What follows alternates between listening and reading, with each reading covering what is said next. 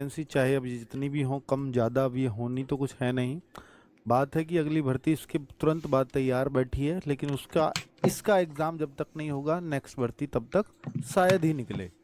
और अब ये तय है कि जो नेक्स्ट भर्ती आएगी, चाहे इसका फैसला आगे जाकर भी कुछ हो, आगे ये सुप्रीम कोर्ट जाए, हाई कोर्ट जाए, वहाँ पर जो भी इसके ऊपर फैसला हो वो अलग बात है, लेकिन ये तय है कि नेक्स्ट भर्ती 10th से आनी ही है। ठीक है, 10th या आईटीआई वाली आएगी, केवल आईटीआई वाली। अब शायद ही कोई भर्ती आए, क्योंकि फिलहाल रेल मंत्री जी के साइन 1 जनवरी को हो चुके हैं पिछले साल। ठीक है, इस पर मतलब 1 जनवरी 2025 को, 22 जनवरी को ये भर्ती आई थी और इसी पर एक पूरा केस लड़ा जा रहा है। चलो केस वेस के बारे में बात करेंगे। फिलहाल मैं एग्ज़ाम को लेकर के आपके लिए ज़्यादा सीरियस हूँ, और एग्ज़ाम को लेकर के क्या बड़ा अपडेट है, और ये हर बच्चा जानना चाहता है कि सर रेलवे ने केस जीत लिया, फिर भी रेलवे पहले तो इतना सारा अपडेट दे रहा था, लगातार रुकने में ही नहीं आ रहा था। वो कैट ने, हाई कोर्ट ने, सब ने उसको मिलकर के पकड़ करके रोका है, लेकिन अब जाकर के जब उसके बोलने की बारी है, जब उसको बच्चों के लिए कुछ नोटिस निकालने की बारी है, अब वो चुप बैठा है। तो अभी कुछ अड़चने शायद हैं, इस वजह से चुप्पी है। अभी मैं बता देता हूँ आपको कि रेलवे के सामने भी क्या क्या चैलेंज हो सकते हैं। तो भाई, ग्रुप डी की जो सीबीटी 17 नवंबर से मुमकिन नहीं, ये अब अखबार वाले भी कह चुके हैं। और अखबार में भी आपको सब पता है, रेलवे की सबसे ज़्यादा अपडेट अगर किसी एक अखबार में आती है तो अजमेर वाले में आती हैं। ठीक है, ये अजमेर वाला ही है। और यहाँ यहीं आपको कुछ भी अपडेट अगर सबसे पहले मिलेगा ना, तो इस न्यूज़पेपर के माध्यम से मिलता है। तो ये संभवतः इन्होंने भी जांच दिया है कि संभवतः नई तिथियां जारी करेगा, मतलब अब जो रेलवे बोर्ड है, तो वो तो नई तिथियां जारी होंगी 17 नवंबर से। तो अब 17 नवंबर से यार हो कैसे जाएगा, आज मैं 15 नवंबर को वीडियो बना रहा हूँ। ठीक है, 3-4 दिन पहले, 4 दिन पहले तो एडमिट कार्ड आ जाते हैं, और 10 दिन पहले परीक्षा केंद्र और ये सब शिफ्ट वगैरह सब पता लग जाती है। तो अब 17 नवंबर से तो आप भूल ही जाइए, वो बहुत पहले ही मैंने आपको बता दिया था कि 17 नवंबर का कोई मतलब नहीं है। केस किस बात में उलझा हुआ है, पिछली वीडियो में बता चुका हूँ, अब फिर बता रहा हूँ कि केस इस बात के लिए उलझा हुआ था कि भाई 28 दिसंबर, 3 डेट से, 28 दिसंबर 2024, 1 जनवरी 2024, 2 जनवरी 2024 और 22 जनवरी 2024, इनमें केस उलझा हुआ है पूरा। ये रही, ये क्या डेट्स हैं। 28 दिसंबर को रेलवे का शॉर्ट नोटिस आया, जिसमें योग्यता का कोई भी जिक्र नहीं था। इसको हम इंडिकेटिव नोटिस भी कहते हैं। योग्यता का जिक्र नहीं था, लेकिन आगे रेल मंत्री जी से अब अप्रूवल, यहां तक पता है साइट पे लगा था, 28 दिसंबर तक साइट पे लगा हुआ था। कुछ दिन पहले हट गया था हालांकि, ये पर ये पिछले कई सालों से लगा हुआ था, 2022 से ये लगातार लगा हुआ था कि भाई आगे आईटीआई ही ली जाएगी ग्रुप डी में। ठीक है, चलिए। और 28 दिसंबर को जब शॉर्ट नोटिस आया, उसमें योग्यता का कोई जिक्र नहीं है। अब 1 जनवरी को रेल मंत्री जी के साइन हुए कि योग्यता जो हमने चिपकाई हुई थी साइट पर, वो हटा करके उस पर 10th पास को या आईटीआई को सबको वैलिडेट कर दिया। रेल मंत्री जी के साइन हुए। और 2 जनवरी को फिर से जो पहले अपडेटेड थी योग्यता, केवल आईटीआई वालों को मौका मिलेगा, यहां 2 जनवरी को साइट पे आ गया, ऑफिशियली आ गया कि अब ग्रुप डी की भर्ती में 10th या आईटीआई होने जा रहा है, क्योंकि 1 जनवरी को रेल मंत्री जी का अप्रूवल मिल चुका था। 22 जनवरी को आया है फुल नोटिफिकेशन। रेलवे ये मानता है कि भर्ती तो इस दिन आई है, फॉर्म इस दिन स्टार्ट हुए हैं, लेकिन आईटीआई वालों का कहना है कि नहीं, आपके रेल वाली भर्ती रेलवे ग्रुप डी की इस दिन से शुरू हो गई है। और अगर इस दिन से शुरू हो गई है, ये आपका 2 जनवरी को आया है, तो इसका मतलब आपने भर्ती का नियम ही बदल दिया। जो सुप्रीम कोर्ट का ऑर्डर है कि बीच में जब भर्ती आ जाए उसके बीच में नियम नहीं बदले जा सकते, आपने बदल दिया, सुप्रीम कोर्ट के ऑर्डर का फॉलो नहीं किया। ये केस है आईटीआई वालों का सिर्फ, वरना इस बात पे वो केस कर ही नहीं सकते कि रेलवे अपनी योग्यता नहीं बदल सकता। वो बदल सकता है, वो अधिकार है रेलवे का।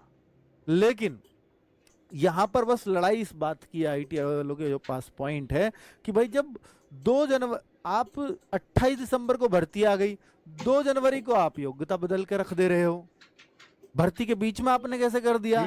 अब रेलवे कहता है कि भर्ती तो हम इस दिन से मानते हैं, भर्ती यहाँ तो आई ही नहीं, इसमें क्या हमने योग्यता बता दी थी, भर्ती तो यहाँ आई है, फॉर्म यहाँ से स्टार्ट हुए हैं, हम तो यहाँ से भर्ती मानते हैं। ये तो एक इंडिकेटिव नोटिस दे दिया था कि भर्ती आएगी, इस तारीख से आएगी, ऐसे बता दिया था बस।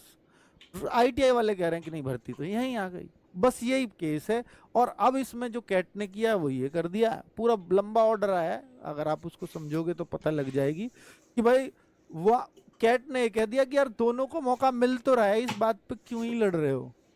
ठीक है भाई, तुम्हारी बात सही है, रेलवे की बात गलत नहीं है, और जब दोनों की ठीक सी ही है, इंडिकेटिव नोटिस है, उसमें योग्यता का कोई जिक्र नहीं है, अगर यहाँ योग्यता का जिक्र होता तो शायद फिर केस भारी पड़ता आईटीआई वालों का कैट के ऊपर। पर अब जब योग्यता का जिक्र ही नहीं है, फिर क्यों जिद कर रहे हो।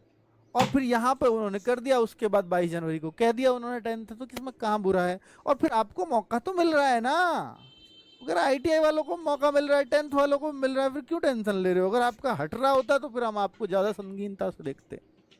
ठीक है, तो बात ये है कुल मिलाकर के जो कैट में चली, और वो मैंने आपको ब्रीफ में बता दिया। अब बात ये है कि आगे ये लोग हाई कोर्ट भी, आईटीआई वाले बच्चे जाएंगे, हाई कोर्ट से भी अगर नई बात बनी, हो सकता है सुप्रीम कोर्ट भी जाए, पर हाई कोर्ट से नहीं बनी तो सुप्रीम कोर्ट जाने की हिम्मत शायद उतनी नहीं बच पाएगी, क्योंकि जब 2 जगह से आपको पता चल चुका है कि कोर्ट आगे ऐसे पैरवी नहीं करेगा इस बात पे। और हाई कोर्ट ने पहले ही कह चुका है यार कैट में कर लो ना आप अपना काम, सारी ट्रायल वहां कर लीजिए। ट्रायल हुआ, ट्रायल से समझ में आ गया, हाई कोर्ट ने स्टे लगा रखा था, स्टे हाई कोर्ट से था भर्ती पर, कैट ने स्टे नहीं लगाया था। और हाई कोर्ट का स्टे भी 13 नवंबर तक था, जो खत्म हो चुका है। 13 नवंबर तक स्टे खत्म हो गया है। क्या अब इसके लिए, हाँ, एक क्लियरेंस लेने के लिए तो रेलवे को जाना पड़ेगा।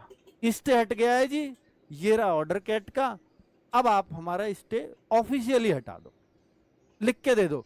13 नवंबर के बाद वैसे भी नहीं है, पर फिर भी क्लियरेंस लेनी पड़ेगी रेलवे को। बस ये इसलिए रेलवे के सामने जो पेच है वो ये है। अब वो कब जाएंगे, क्यों जाएंगे, या चल रही है उनके बैकएंड से कार्रवाई, एकदम से नहीं होता कोर्ट में कुछ भी काम। किस दिन जज साहब नहीं है, किस दिन उनके वकील साहब नहीं है, किस दिन सरकारी वकील नहीं है, बहुत सारी चीजें चलती रहती हैं। ठीक है, बैक ऑफ द एंड से। अब मैं आपको बता रहा हूं एग्जाम डेट से, अब ये बात आपको जाननी चाहिए, ये सारा मैंने केस आपको समझा दिया। आगे हाई कोर्ट में मैंने पहले भी बताया है कि देखिए लोअर कोर्ट के फैसले बदले जाते हैं, ऊपर अपर कोर्ट बदल देता है बहुत, वो आप सबके सामने सारी बातें आ जाती हैं। जो बदले जाते हैं वो आप बहुत सुनते हो, लेकिन एज इट इज 90% केस होते हैं। लोअर कोर्ट ने भी तो बातें सुनी ही है ना, ट्रायल चला है ना, पूरा वकीलों की जिरह हुई है ना, तभी कोर्ट ने फैसला सुनाया है। ठीक है, तो वहां उनको लगा है इसलिए। अब चलो हाई कोर्ट भी जाएगा, तो हाई कोर्ट 10% केसेस में ही ऐसा होता है कि निचले कोर्ट का फैसला बदल जाए, और वो आप सबके सामने आ जाते हैं। इसलिए आपको लगता है आए दिन अखबारों में फैसला पलटा ही आता रहता है, जो नहीं पलटे उन वो कहाँ आते हैं, है ना, बात ये है। तो इसलिए आपको लगता है कि पलट जाते हैं, आराम से नहीं पलटते। तो इसलिए जो 10th वाले बच्चे हैं या आईटीआई वाले बच्चों को मैं सलाह दूंगा, अब सबसे बढ़िया रहेगा कि आप अपने एग्जाम की तैयारी में लग जाओ, वरना फिर आप बाद में कहोगे कि सर आपने समझाया तो था बट हमें लग रहा था कि नहीं अभी ये है वो है, इसलिए हम पढ़ाई नहीं कर पाए। ये एक मलाल आपको ना रहे, इस वजह से मैं आपसे कह रहा हूँ। बाकी एग्जाम डेट से कितने दिन पहले आएगा एग्जाम का नोटिस, बहुत सारे बच्चों को ये भी है कि सर एग्जाम डेट कहीं अचानक से तो नहीं आ जाएगी, परसों से एग्जाम है या 10 दिन बाद एग्जाम है।